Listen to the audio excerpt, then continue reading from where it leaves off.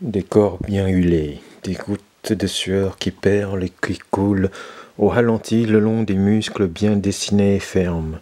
Des hommes à la fois virils et sensibles, leurs corps demi-dénudés, qui s'effleurent, qui s'entrechoquent, qui se font du mal et du bien en même temps, finissant sur des explosions de bonheur, avec des images au ralenti bien léchées. Non, rassurez-vous, je ne suis pas en train de vous décrire un film pour adultes, ni le film Crash de David Cronenberg. On est quand même sur une chaîne tout public. C'est bien le film Creed 3 que je vous ai décrit. Je ne vais pas m'attarder sur l'histoire car c'est rien d'autre qu'un mélange de tous les Rocky passés au shaker et pas à la cuillère, le fameux cocktail préféré de notre espion préféré.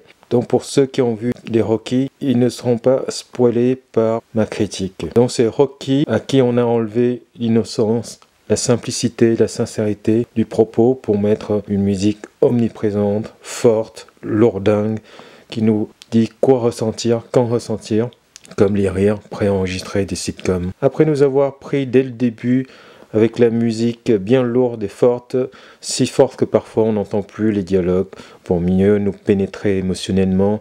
Mais comme si ça ne suffisait pas, le film va essayer de nous prendre aussi par le biais de l'image avec une orgie de plans bien léchés qui brillent avec des ralentis, des contre-plongées, des plongées, des lens flares. Ce n'est pas uniquement sur certaines scènes pour mettre l'accent sur des moments particuliers. Non, c'est sur tout le film. Même Michael Bay doit se dire « Arrête, j'en peux plus, c'est trop beaucoup ». Dans tout le contraire de l'âme des Rocky, surtout les deux premiers, où tout se faisait avec humilité. Quelques détails que j'ai relevés en vrac. Le thème de Rocky qu'on entend à la fin quand Creed remporte son combat. Je comprends que le film veut faire un clin d'œil ou hommage à Rocky, mais c'est très mal fait. C'est le thème de Rocky qui appartient à Rocky. Là, on est sur un film de Creed, sur le personnage de Creed, donc le thème de Rocky n'a rien à faire ici. Il fallait trouver une autre manière de rendre hommage à Rocky, donc c'est complètement raté et malvenu. Quoi d'autre? Un plan de fin où on voit la fille de Creed faire quelques enchaînements de droite, du percute sur le ring. Est-ce à dire que la relève est là? L'héritage de Rocky et Creed sera une cricket? Ce serait pas étonnant avec la tendance de ces dernières années dans les productions hollywoodiennes de tout féminiser, diversifier et rajeunir.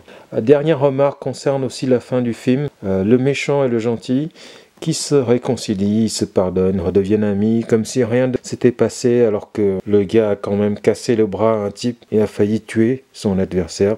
Mais tout va bien.